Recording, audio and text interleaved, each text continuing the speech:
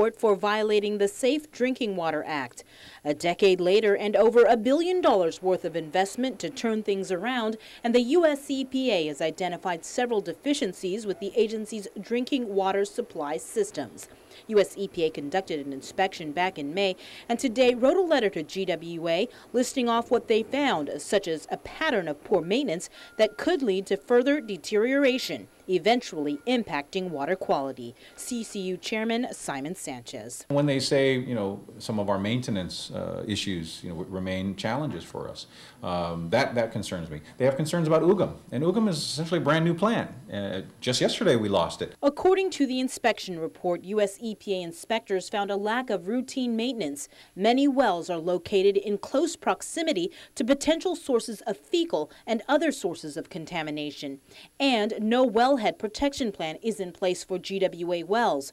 The report goes on to state that some wells have cracks and other openings in the well pads, casings, and improperly sealed sanitary seals, leaving a direct opening for contamination to enter wells. Inspectors found a lack of operation and maintenance at UGM and at the Santa Rita Springs plant. At least one well did not have a chlorination system in place.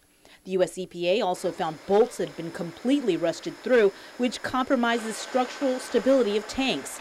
Inadequate site security, leaking tanks, and no formal or comprehensive training program for operators and other personnel.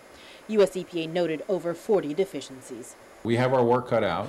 There's some things that disappoint me in terms of some things I thought we had resolved appear to me that maybe we haven't resolved them. Sanchez adding with over $1 billion worth of improvements on the horizon, it's money he does not want to see go down the drain. Well, if we're going to go spend $1 billion in the next 5, 10, 20 years on GWA, the responsibility of GWA is to maintain the equipment and sustain the equipment, because people of Guam don't want to be throwing $1 billion at GWA every 10, 20 years.